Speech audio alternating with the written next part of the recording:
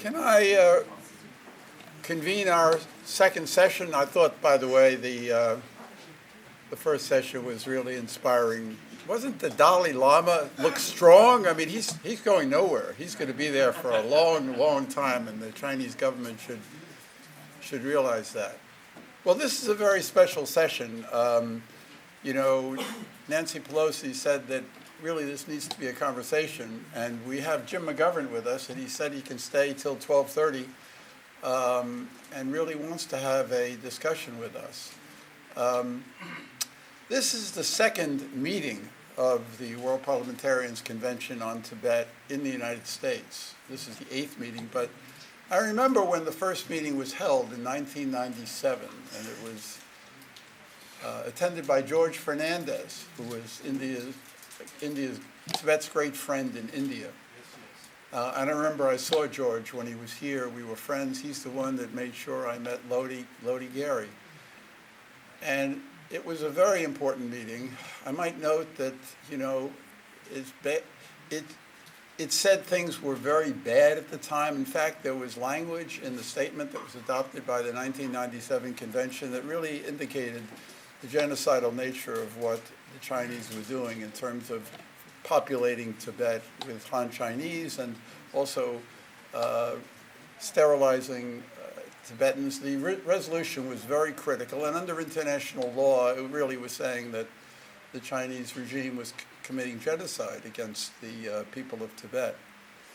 And Lodi Gary gave the opening address at that meeting. And it was really, in a way, an important and a profound address, because what he said, this was 1997, when the conventional wisdom in Washington was that if China developed a successful economy with consumerism and prosperity, it would liberalize. That was the conventional wisdom.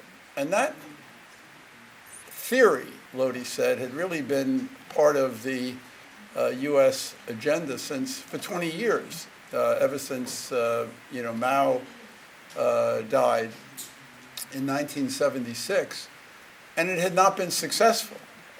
Quite the contrary, he said. It had made China more confident in its repression.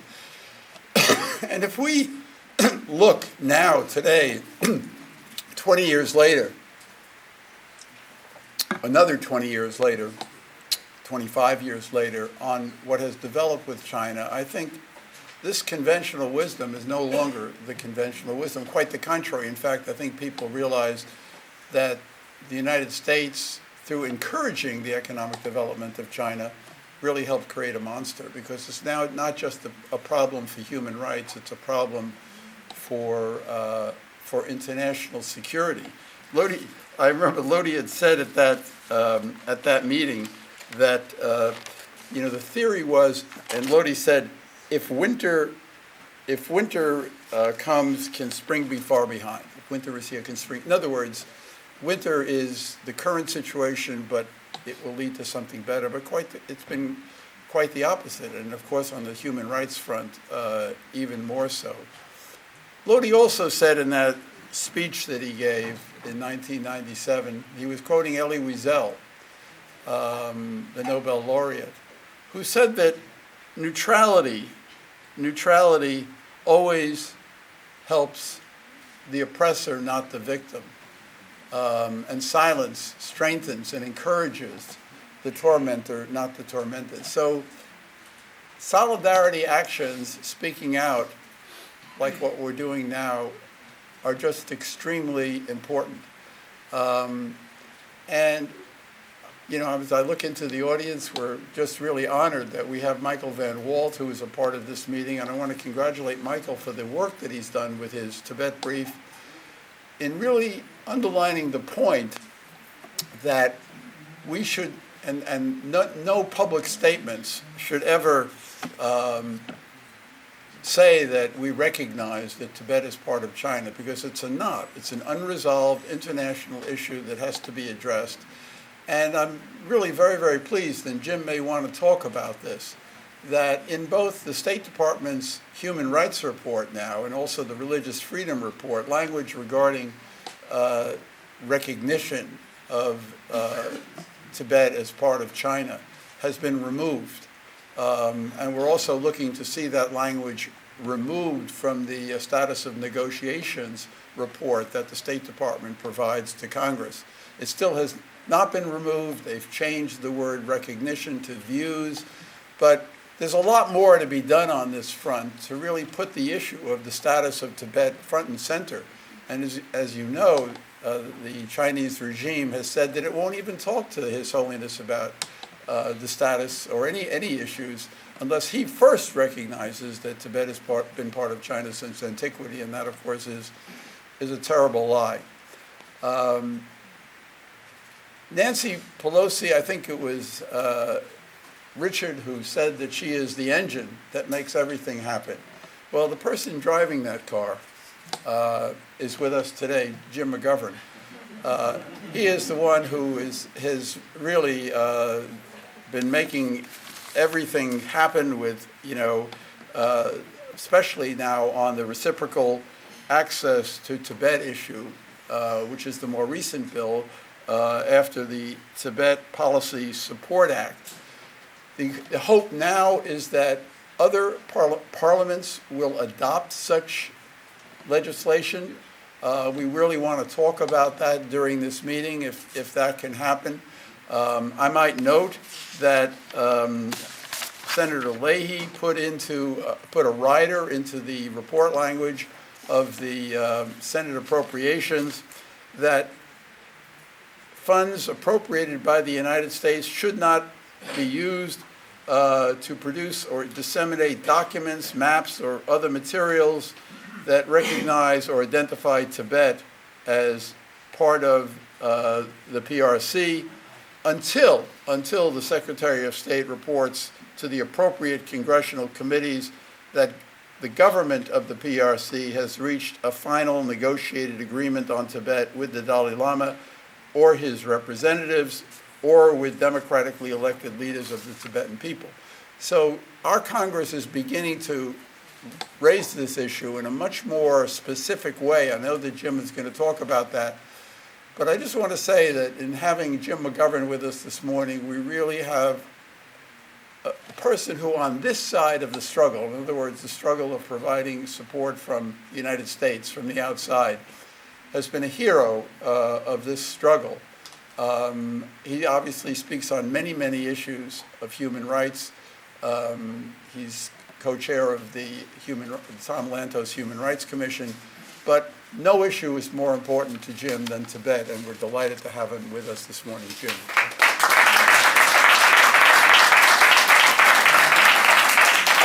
Well, thank you.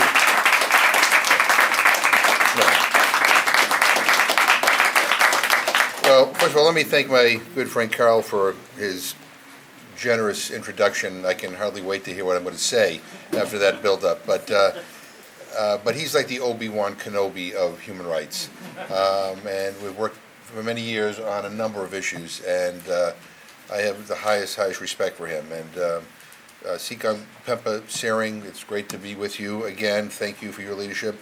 Speaker Sonam Tenpel, it's great to be with you. And of course, it's wonderful to be here with Richard Gere. So, as I walked in here, so many people asked me for pictures. I thought I was Richard Gere for a second. How did it feel? Yeah, felt good.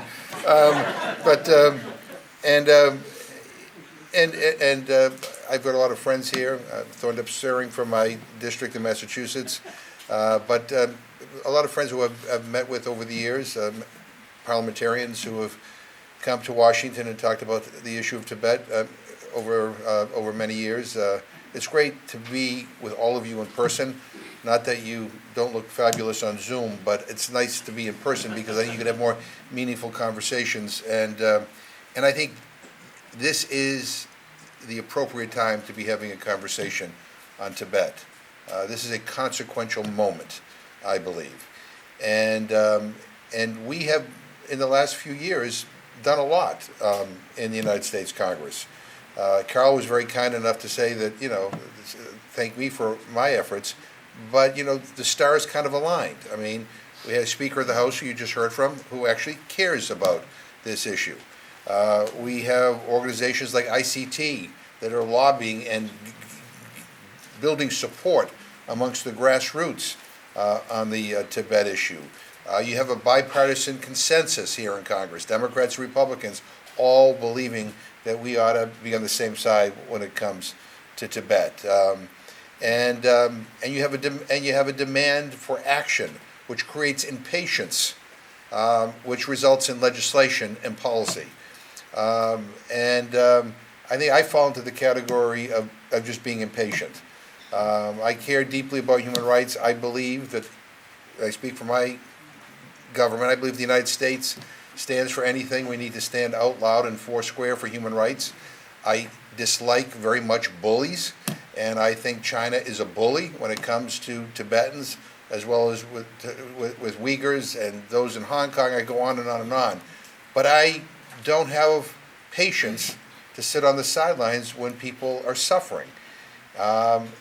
Speaker Pelosi may have told you that we actually were allowed into Tibet a few years ago, and I was able to see firsthand the tight control the Chinese government has over every aspect of life in Lhasa. And in spite of all of that, people nonetheless were able to come up to us and whisper and bring us to the side and tell us what the realities were, and saying, please, thank you for your advocacy, don't give up on us, keep on fighting, please tell His Holiness we love him. I mean, it was amazing, in spite of knowing that if they got caught doing that they could be imprisoned or disappeared, or their families could be in jeopardy. So the people of Tibet are incredibly courageous. They haven't given up, and they do not want us to give up. And we've met with His Holiness several times. We visited His Holiness in Washington. We visited him in Dharamsala. I mean, incredibly moving, wonderful man who is dedicated to peace and justice and all the things that we want all of our leaders to be about. And the fact that the Chinese government is so paranoid over this holy man is like, I can't even get my brain wrapped around that fact. I mean, this is a person who is about bringing people together, but also about maintaining the dignity of every single human being. And so, with all these groups and with Richard and others, I mean, we began to meet on a regular basis. So members of Congress, the Speaker, advocacy groups, constituent groups, Richard saying, okay, let's plan. What can we do here? What is helpful? That's quite frankly, that's why we went to Tibet, because that was one of the requests. That's why we went to Dharamsala, because that was one of the requests. And then we passed the Reciprocal Access to Tibet Act back in 2018. We did that, not because we just came up with a good idea. We did that because we talked and said that this would be a good thing to do. Send a signal to China that we will treat you like you treat us. So if you're going to limit our access, we're going to limit your access. Very basic principle. And then we said we got to pass it, and we did. And it helps that I'm the chairman of the Rules Committee. We control everything that goes to the floor. But having said all of that, we got it done with an overwhelming vote, right? And then we did the Tibetan Policy and Support Act. Representing the conversations that we had with a lot of people in this room. And then we got it done. We made it a priority. We moved it. And I say that because I think too often, because before this kind of recent, last few years, the issue of Tibet here was kind of like, if the Dalai Lama came, members of Congress would line up and get their picture taken, and then, they'd put it, do a press release, and that was it. The Chinese government would issue a statement of condemnation, but we weren't legislating. We weren't establishing policy. We weren't requiring our government to issue reports on a regular basis so that we could respond to them and have, more in-depth discussions. So that dynamic changed. And so let me just say, people have been asking me, what can you do to help spur more action in some of the countries that you represent? Well, the bottom line is, I could probably do very little, because most of your fellow parliamentarians don't care what I think, right? They do care what you think, they do care what their constituents think, they do care what advocacy groups in your countries think, and so we have to find ways to bolster them up. And to the extent that we can be helpful here, we want to be helpful. I mean, I just told you the model that we employed to move legislation. It's worth replicating, and if we can be on calls, or when we do visits to countries, or on CODELs, if we can meet with Tibet advocates, we should do that. And I know the speaker is willing to do that, I'm willing to do that, we're all willing to do that. Optics can only get you so far. And I think, that I'm eager to have a discussion, not only with you, not only because I don't want to hear myself speak, because I get boring sometimes, but I really want to figure out how we can spur more concrete legislative action in other countries around the world. And because that's, it's like, so that this is more than just a gathering, and a press release, and hey, we talked about some important issues. This is about a roadmap to getting things done, to changing policy. And to the extent that our legislation can be replicated in your countries, we're happy to work with you, and you may have to adjust things, every system is different. But that's what this gathering should be about. Tomorrow, we're going to have a hearing. I'm also on the China Commission, entitled "The Barriers to Settling an Unresolved Conflict," which is going to look at how Chinese officials distort history and make prospects for dialogue even more difficult. And it's going to go to the topic that Carl talked about, which is China claiming that Tibet was always part of China.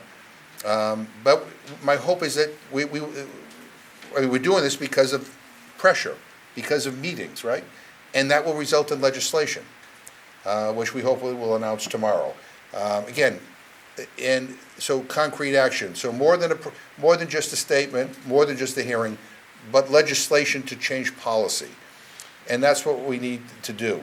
The final thing I'm going to say, and then we could just open this up to a discussion, is, look, we all know what China's mindset is right now. I think they think that the whole Tibet issue really is only relevant because of the presence of His Holiness the Dalai Lama.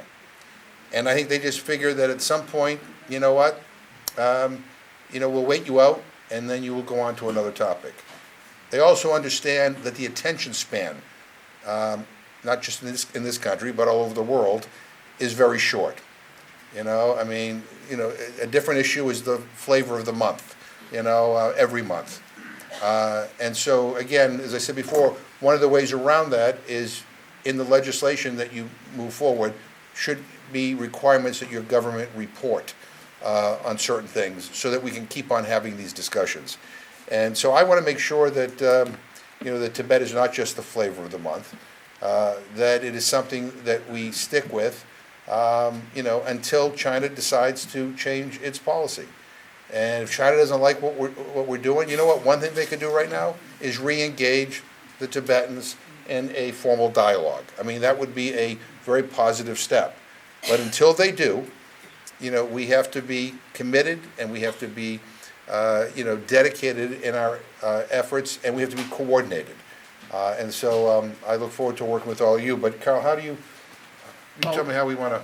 I've met some of the parliamentarians who are here already, and this is really an opportunity for a discussion on strategy moving forward. And I'm told that there is a bill in the British Parliament, in the Parliament of the UK, that one of the parliamentarians who is going to be on video, he couldn't make it here because of the EU meetings this week in Europe, but Tom Lofton, I think, has a bill. And maybe there are other bills that in legislatures, or maybe you have ideas on ways to strengthen the solidarity and cooperation of parliamentarians. I do think, Jim, that we are at a moment in history. When February 24th, when Russia invaded Ukraine, the German chancellor said it was a new era. That was a new era. And it was just 3 weeks before that, that Putin and Xi met at the opening of the Beijing Olympics, and they signed this statement pledging, a no limits partnership. Wow, and they're going to really take over. They're going to really, and then Putin, as a favor to Xi, postponed the invasion until after the Olympics. The Olympics ended on February 20th. The invasion started on the 24th, and it was supposed to be a quick victory. Mark Milley, our head of our Joint Chiefs of Staff and the head of our military, said it would take 72 hours. Russia would conquer Ukraine in 72 hours. Well, look, the war is still going on. Russia is getting battered in this war. Weapons from the West are flowing. If this war does, if Russia loses this war, the world is a different world that we're living in. So because of the partnership with China, China's already, probably thinking twice about doing in Taiwan what Putin did in Ukraine because of the damage that China has suffered from that. So we're really at a moment, a turning point in history, a new era, which is what a Zeitenwende, that's what Olaf Scholz, the German chancellor, called it.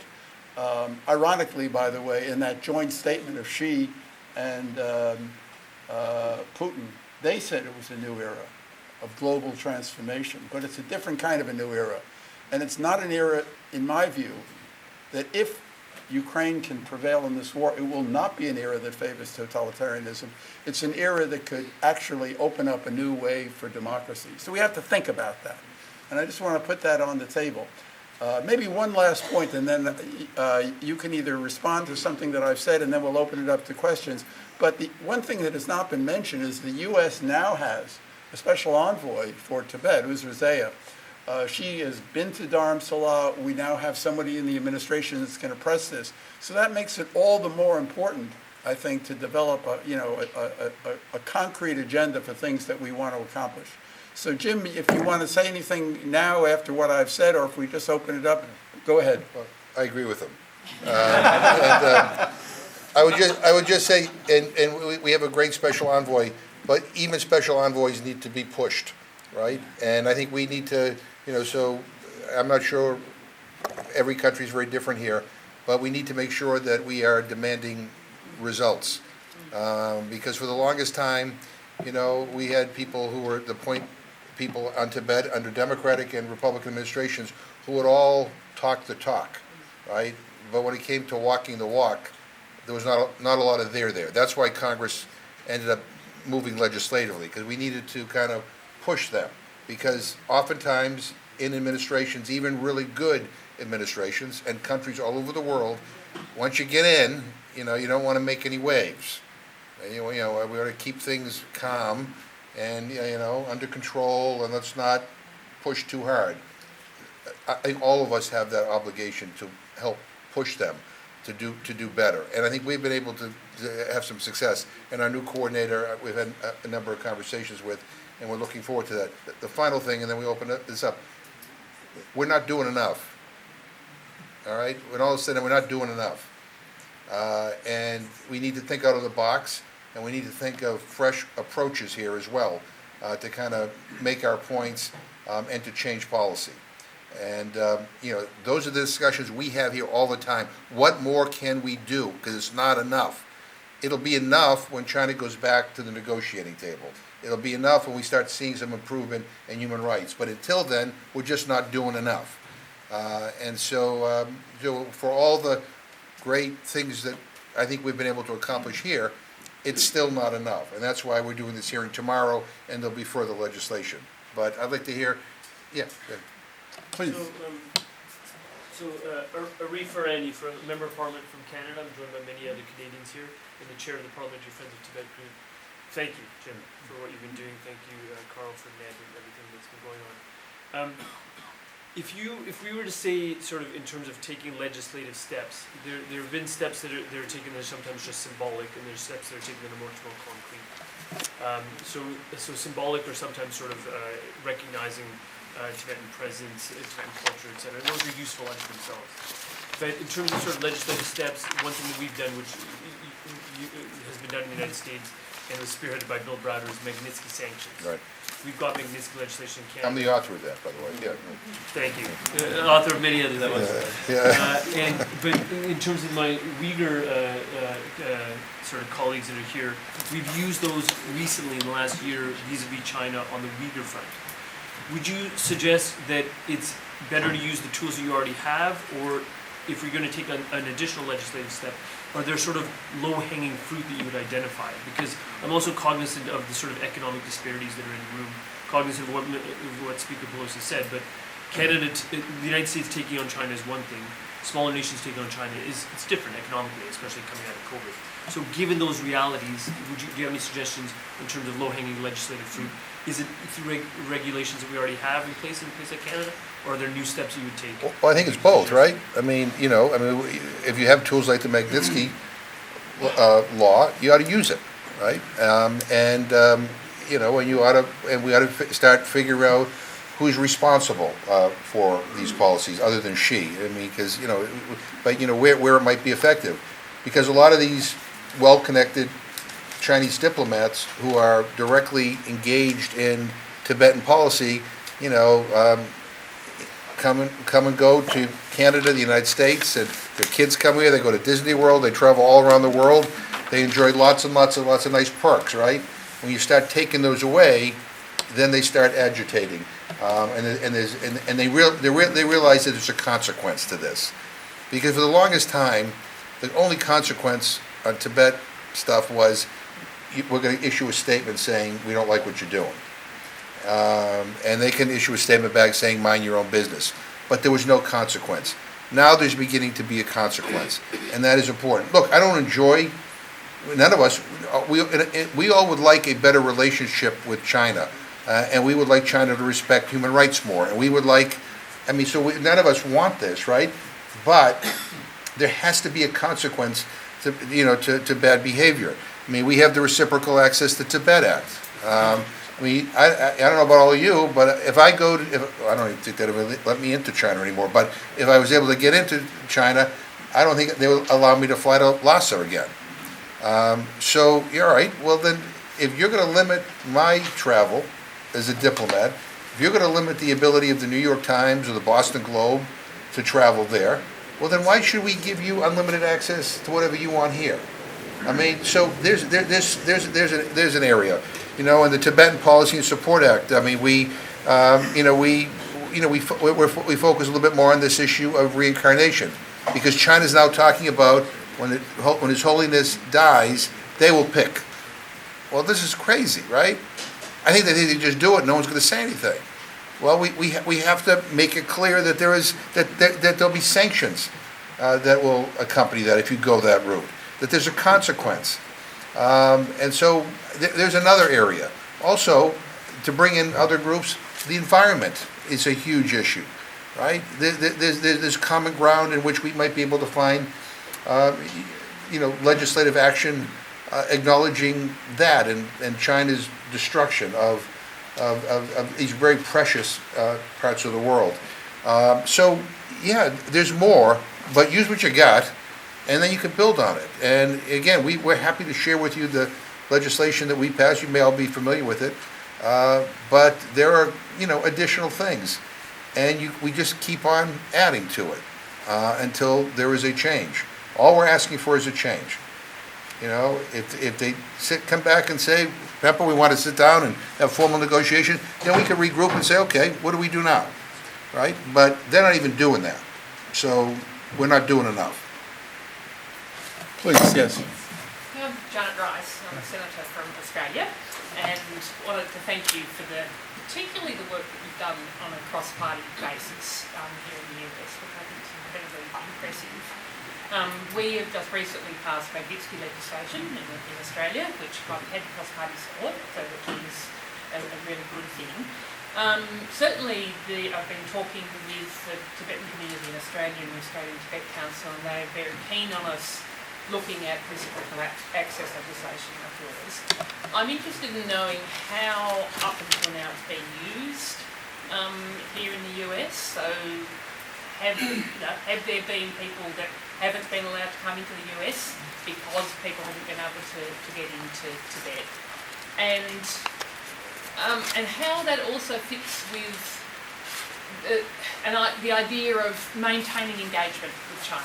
And, as the Dalai Lama His Holiness said this morning, the need to maintain that engagement with China if you've got a fairly blunt instrument saying because US people aren't allowed to come into Tibet, that Chinese officials wouldn't be allowed to come into the US. So first of all, I mean, yeah, we have enjoyed bipartisan support here, and some of it's because there's a common commitment to human rights. Some of it is that there's been effective advocacy. Some of it is because people want to get their picture taken with Richard Gere when he comes here, and I'm serious. I mean, all this is part of it. I mean, it's yeah, there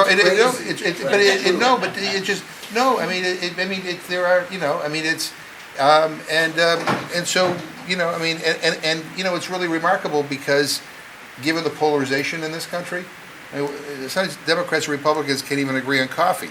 I mean, so, the idea that we are coming together around this, I don't know, is a special coordinator speaking to you guys, or, no? No, she's not coming here, but we met her yesterday. Okay, yeah, I mean, I'm just trying to, about any Magnitsky sanctions related directly to Tibet. We have to get an update from her. yeah. I think there are several. Buchon would know exactly. Right, yeah. Buchon here. Yeah, why don't you speak to that, because I think the sanctions are against the officials in Tibet Yeah. and But their there- families. Yeah, there are some, we So it's need, not just travelers. Right. But it's the people who are responsible Right. for the policies that keep out world travelers who want to. I don't know how many have been sanctioned. The State Department keeps the numbers secret, so they submit number. Well, we need to make it unsacred because we need to. But the bottom line is. But here's the deal: whether you travel to the United States or not, you're basically being put on a blacklist, right? You're basically saying you're being shamed, right? And if other countries do the same, then you become a pariah globally, and that is the consequence for overseeing a policy that is so horrific against the Tibetan people. I mean, that is the price you pay. So if you don't want to be on that list, if you don't want to be, publicly shamed globally, if we can get other countries to follow suit, then, you ought to be pushing for a different approach. What was the final? I think I don't know. I mean, I'm interested in terms of those sanctions, are they under the reciprocal access or Magnitsky? Yeah. Oh, and that's right, and the relationship between Yeah, and engaging with right, China look and at- keeping. Look, we have to walk and chew gum at the same time, right? So, look, we have some really serious issues with China, but we also don't want to blow each other up. We also seem to have some common ground on some climate issues, although we don't like how they're treating the environment in Tibet. There are areas where you can cooperate, but where there are differences, you have to speak up. I mean, one doesn't cancel out the other, because China has an interest, in some of the things that we have an interest in as well. The idea that somehow, we have to be totally quiet if we want to talk to them about climate change, give me a break. I mean, boy, we're going to tolerate the horrific deterioration of human rights by the Chinese government? We can't do that, right? So, you can do both. You can do all these things. And, when people make it a choice of either all this or all that, I'm like, no, that's not the way life is. And so, if they do things that we can agree with, we will work with you. If they do things that we disagree with, we're going to speak up. Because if we don't, then we're complicit, quite frankly. Yes, James? Yeah, thank you. Also from Canada, my name is James Maloney. I work with REIT. Thank you. Let me add my thanks to everything you've done, including hosting us today. My question, look, Canada's smaller than the United States. Every country faces different challenges of dealing with this issue, whether it's communication internally or dealing with it externally. I'm interested in this emissary position you talked about. Is this is something that, is it a permanent position? Is it subject to the whims of the? Yes, but it was not filled for a long, it's just been filled for the first time in 4 years. Right. Yeah, Okay, but so this doesn't change with the administration, No, for example? no, but the So- administration appoints. Right. Okay, so is this something, so I'd like to know results and the impact it's had so far, and two, I'd like to know if this is something we could replicate in Canada and elsewhere, because this is. I think that's a something great that idea. everybody- That's a great idea. So we, Jim, why don't you speak to the Tibet Policy Act and how that leap of having the Tibet Policy Act of 2002, which was, and Luchon, maybe you speak, excuse your part right, this codified Tibet policy as law right. for the first time, as law, not as an understanding, but law. And part of that was having a special coordinator. And has to be appointed. Now, we also have a precedent that they would have to be fairly up in the State Department. It couldn't be a junior person. We wanted someone who had some authority. Now, usually they ended up, oh, I'm sorry, stand back, but usually this person, they also were involved in human rights, within the State Department, women's rights, whatever it may be. It wasn't solely Tibet. They had an agenda and a portfolio that was compatible with the Tibetan issue. But the interesting thing about them, the golden light on them, was that they were the Tibet person in the State Department. Navigating that with the Chinese early on became really interesting because they would accept them as the representative of women's rights, but not as the special coordinator for Tibet.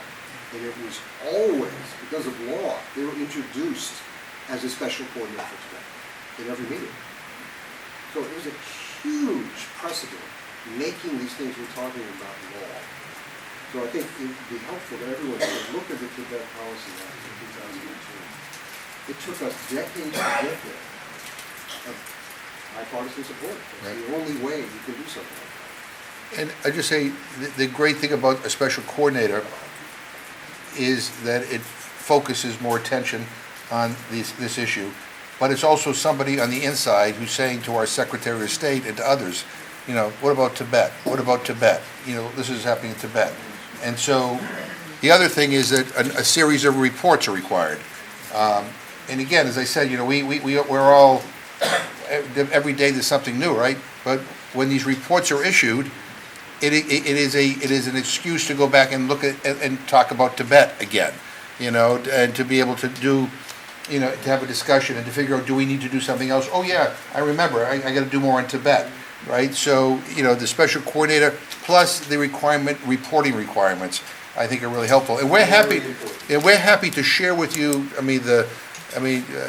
Todd Stein is here with it. We're happy to share with you, you know, the language and the, you know, and he's a great resource on the China Commission to tell you kind of, you know, the ins and outs. And everybody's system is a little bit different.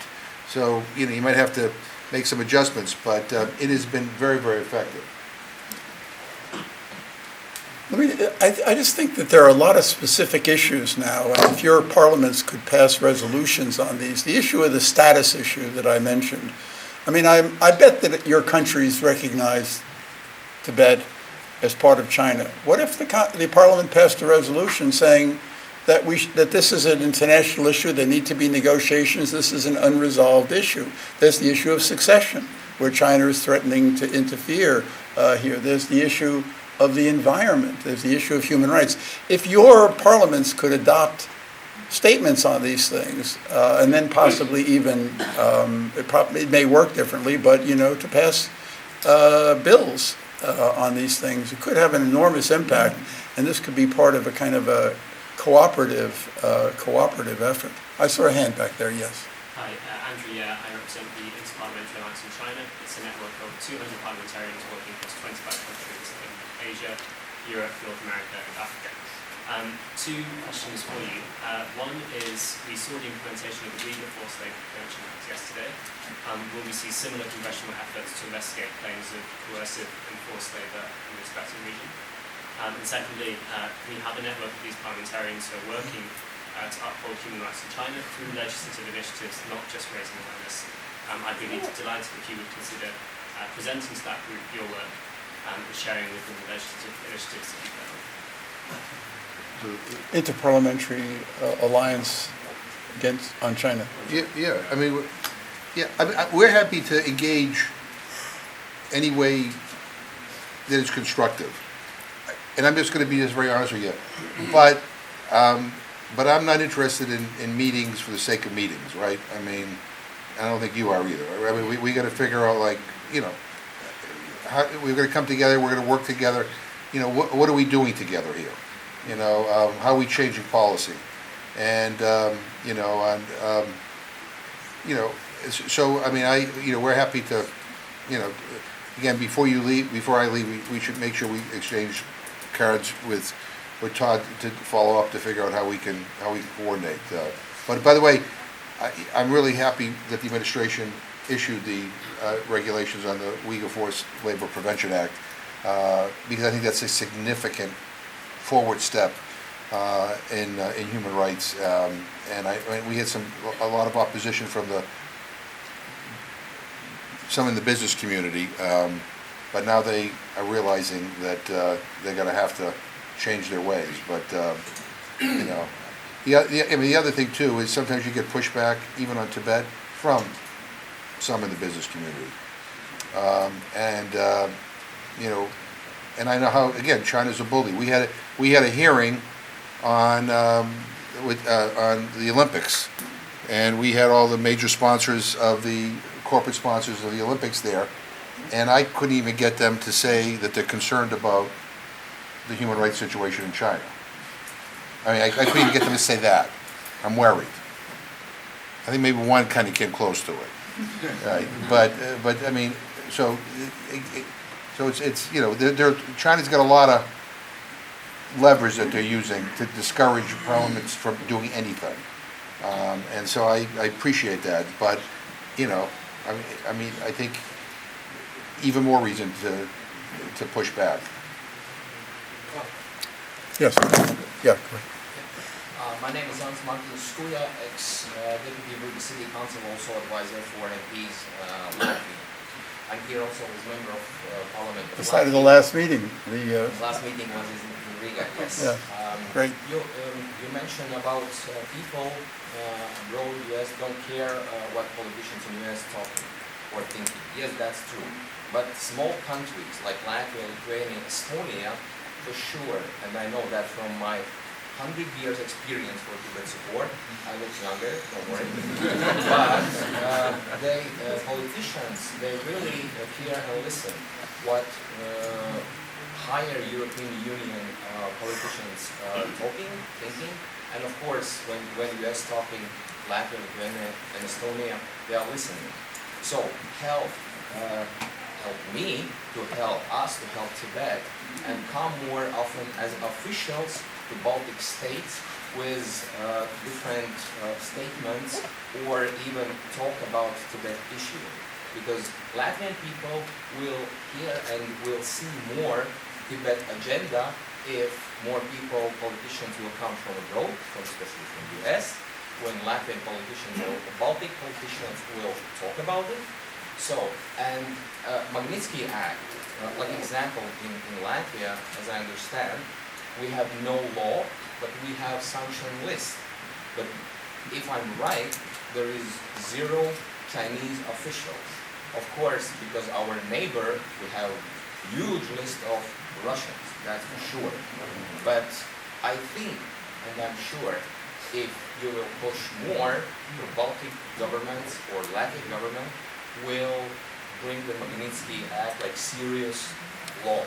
So that's why it's very important if you will come to Baltics, and same I hope the Honorable Sikon will come to Baltics. So that will help us a lot. Small countries and small politicians are not small politicians, but from those countries are not so brave. They need push. And if that will happen, people are brave. They will do much more than politicians can do. Thank you. Well, thank you. So we should figure out, 'cause every country's different, right? And so we should figure out how best we can be a wind at your back. But that's also a discussion we should have with the special coordinator, because she should be working with other countries as well, and they should be sharing the Chinese officials who we are sanctioning because of their Tibet policy with everybody, right? And so that but I think that's part of the coordinator's job, is to not just coordinate with us, but to coordinate with everybody. And you know, and all these things that we're doing here are stronger if other countries are following suit. And, you know, as big as the United States is, we can be bigger with everybody on board.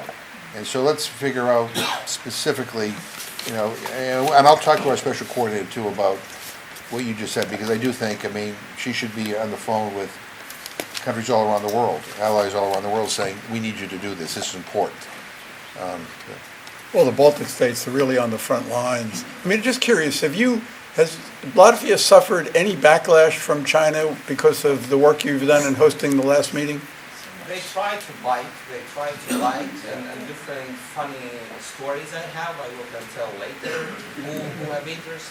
I have seriously unbelievable stories, but in general, not much. But of course, as much we will be united, and that's very important into Latvia, Lithuania, Estonia must be like Baltic united. So much easier. And of course, for us, Lithuanians are seriously brave because they move out of 16 plus 1. So they open it Taiwan office, sanction. And now Russia with Kaliningrad. And of course, Kaliningrad story. So, but yeah, Latvians need more support. No, I mean, James mentioned this thing of small countries, and they are under pressure. But there is a backlash in the world today against this bullying. I know Australia, you know, when you called for an investigation of the origins of COVID, which came from, you know, and China bullied Australia. What do? They cut off beef shipments. Yeah. But there's a backlash against this bullying. We should keep that in mind. That's part of building solidarity. Yes, there was a hand over here, I saw. Yes.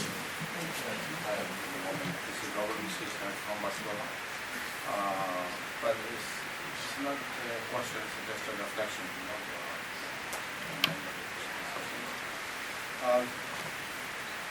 for many countries, for example, including US and many countries in Europe and around the world, Australia, in favor of why they have not figured out the possibility to declare in the United Nations Tibet just an independent country and allow them to work in diplomatic relations around the world and then fight for their illegal occupation by the Chinese. Why they have not figured out this possibility to declare Tibet an independent country? That's something That's beyond my pay grade. Yeah. Do you want to say anything about that? I mean, of course, it's His Holiness's view that he's looking for a middle way approach. But I think, as Michael pointed out, even if you're looking for a middle way approach, doesn't mean that you have the right to self-determination and sovereignty. When we came into exile in 1959, His Holiness organized a press conference, and immediately after that, the Indian government sent a person from the Defense Department to say to repudiate that the Indian government does not recognize the Tibetan government in exile. So since that time, when His Holiness being always aware of the reality of situations, we are located there. So since that time, we didn't try to seek recognition for the government in exile. But then it's up to governments. Right now, of course, we are talking about Speaker Pelosi this morning talked about changing narrative about the historical status of Tibet. So those are some things that we have to do to gain interest for the new approach. Because the reality inside Tibet is that Tibetan identity is being destroyed. So first off, we should be able to preserve our identity.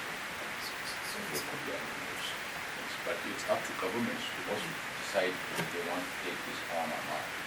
Whether they have the courage of the liberation of independent states of which could liberation will be approached. So yeah, from His Holiness side, this has been the case. That since there was no recognition from Indian government, it was difficult to ask other governments to seek recognition of the government in exile or historical status of Tibet as Indian. But at the same time, governments should not recognize that Tibet is part of China, that this is an unresolved international issue. we keep hearing that Chinese government does not insist other governments to say that Tibet is part of PRC. There is a difference between China and PRC. In China, historical PRC since 1949. So those semantics are also there. So if now we are looking at a very fluid developing situation, evolving situation, proposed refrain, what could be the situation now? So we have to keep watching that and see what progress can be made and what governments will be doing to do. So we will keep pursuing this narrative about the historical status of Tibet. That will lay the foundation for the reality of history, not necessarily accepting China's propaganda and China's insistence on saying that Tibet is part of China. And if I could just say one final thing. So, and the people that we've worked with, can attest to this. I come up with all kinds of ideas all the time. Some of them are good, some of them aren't so good, right? Bottom line is, for people like me and for all of us in this room, we need to rely on the Tibetan government. We need to rely on the advice of His Holiness and the people of Tibet as our guide as to the direction we want that they want us to move in. I mean, it's not up to me to say this is what, this is how you're doing it, right? I can say this is what I'd like you to do, but it's up to the people of Tibet to decide their future and how we manage this and how we go forward. I would love the Dalai Lama to say things that he will never say, right? I mean, because I just but whatever. I mean, but that's who he is, and I think this is but we're here. I mean, to listen to Pempa and the others who are here this is the direction we need to move in, and this is where you and the international community, the United States and others, can be helpful. And I think there are some things that we can do that there's consensus on. A Tibet coordinator, I think, is everybody should have one, right? I think that would be a very positive step. We can share with you the legislation on the Tibet Policy Act and the Reciprocal Access to Tibet Act. I think to the extent that they can be replicated in your countries, we will work with you on that. And if it is at all helpful for us to visit or to do letters or whatever, if you think that that's going to move people, happy to do it. Happy to do it. And we also have some work to do with our special coordinator about making sure that she is engaging more actively with other countries around the world, saying, all right, follow our example on this. We think it would be helpful. We think it might make a difference. But my rule on all of this is I follow the lead of the Tibetans. And if they tell me, this is where we think it would be helpful for you to go, then I'm happy to do it. If they say this is a bad way to go, then I'm going to listen to them, even if I disagree with them. To paraphrase Biden, nothing about Tibet without Tibet. Right, yeah. Would it be possible to get this coordinator envoy to come and speak to this group while we're here? If she come, I mean, she doesn't have to have a speech. I mean, she could just answer questions. She's an undersecretary, by the way, which is an important point, Richard, that sometimes the Tibet envoy has a broader role, like Paula Dobriansky and now is Rosea, so that they can say, well, we'll talk to you about women, but not about Tibet. But can we try to get her? Yeah, so Secretary Rosea visited Dharamsala, the Speaker of the Tibetan Parliament, and did request her presence. And I've been in touch with them, but I don't know. But sometimes, if a member of Congress calls. So let me just say, I don't know, and I don't know what the sensitivities are and all that kind of stuff. But here's the deal. I think it would be perfectly appropriate if out of this meeting came a list of recommendations that we could at least pass on to her to say, this is what we would like you to do. That I think could be done. And whether it is a meeting, that you're going to have to do virtually at some point. But I think, we ought to be asking what we expect the coordinator to do. Couldn't a Zoom meeting be organized after this meeting? I mean, that can be done at any time when she has a free hour to have a discussion and we could connect everybody. Timing is sometimes difficult. Please. Hi, my name is Patula Kapoche from Toronto, Canada. I had I guess I would want to gain a bit more understanding in the process of how you pass the Tibet reciprocal access legislation. One way, I mean, did you already have bipartisan support before legislation was tabled?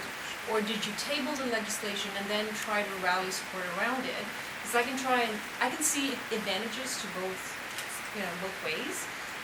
And as our friend from Latvia said, sometimes, you might not have elected representatives who might put that legislation forward or support it openly, but you are able to build a movement of support from constituents, from the people, and push it through the public side. So I want to gain a better understanding of how that process works. So we began meeting on a regular basis. I mean, with a lot of the people in this room, Richard included. Give me an idea what that group was. Yeah. I mean, Speaker Pelosi, people like me who were interested in the topic, Republicans who were interested in the topic. ICT. Yeah, the Secretary, the Speaker, sorry, was very careful to bring in Right, Republicans. right. So it was bipartisan discussion to begin with. The And, leadership of the Republicans. well, people Whoever cared. who care about human rights. This all starts from here. Right, If you don't get Right. people to feel it, Right, it yeah. doesn't mean anything. right. But out of those meetings, came the legislation we're talking about. Yeah, but give a little more. I mean, we had government in exile. Government in exile. Would be represented.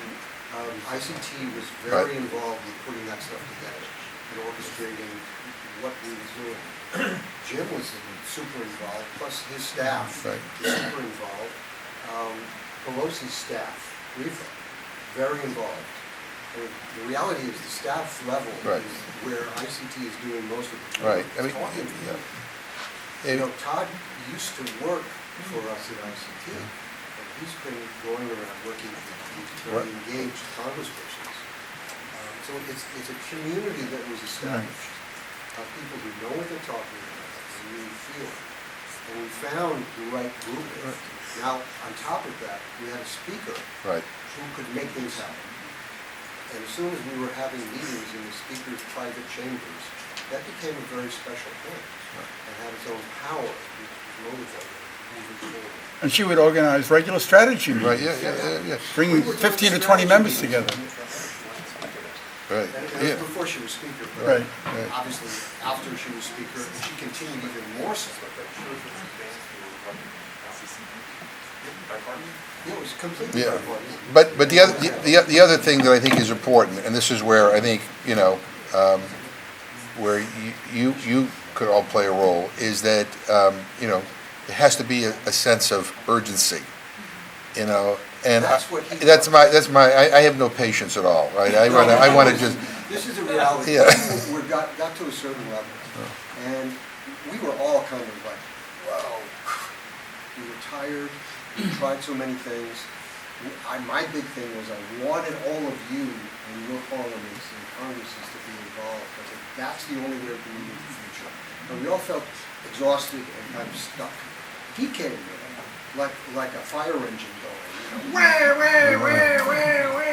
and we all woke up and started getting serious about what are we actually going to do. right, yeah. So you need a fire plug like Yeah, this. we have to draft the bill. We all committed to what we're going to do. We have to draft it, let's okay it, and then we have to move it.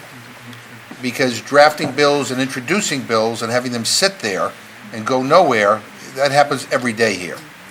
So, and we have to make sure that the committees of jurisdiction are ready to move it, and we have to have a deadline. And so it just requires a sense of urgency and real commitment. And so we have put together a good kind of process here. And it's resulted in some very important legislation. And that process, by the way, is leading to tomorrow's hearing and to additional legislation. And we will move that too, in a very short period of time. So, we're happy to share with you the details, but it worked out. But you need buy-in from both sides. or multiple sides, depending on what your problem And is. civil society, the ICT, which gives it a backup to this, lays a foundation for this. You need networks with an agenda. And in a way, I think Damon Ned could help here, because we do fund civil society networks, which could be pushing for their governments to take, and parliaments to take these kinds of actions. And you need people committed and knowledgeable, because members don't have time. A lot of interactions also take place between different parties, different individuals, to make sure that there are no roadblocks once it's already there. Once it reaches there, there are also questions about amendments coming in and a lot of other views coming in that might block. So it's important when you have multilateral, multi-partisan groups, it's important that you reach out to all the groups before you put it up on, earmark that, mark that up, so that you don't have much problem moving it forward. Before it's tabled, it's better to resolve all the differences. Hey, can you say, you give me a lot of hope on this issue, that you're all here. I mean, I know people have come from far away to be here. And there are people also online, and, I feel more hopeful than I did before I came here today. And so, I think that we can really make a difference here. And the fact that, we're going to find new ways to collaborate and share information, I think is all very good. I used to have a history teacher who used to end every class the same way. It's a class is dismissed, but remember, the world will not get better on its own. And when I took his class, I didn't know what the hell he was talking about. I do now, right? I mean, the stuff that we're talking about here today, that we did here, that we're celebrating, just didn't happen. Good people, like-minded people came together and demanded it happen. I mean, a sense of urgency. And I think that's the key, right? I mean, good people in this room. And we're going to figure this out.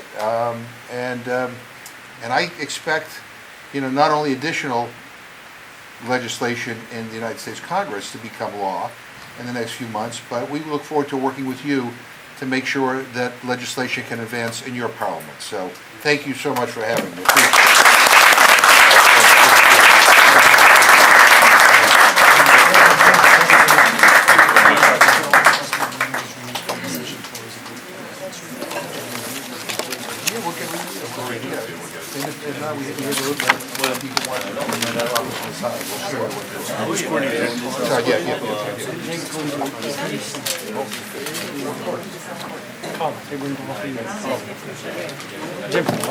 Should I make the quick announcement?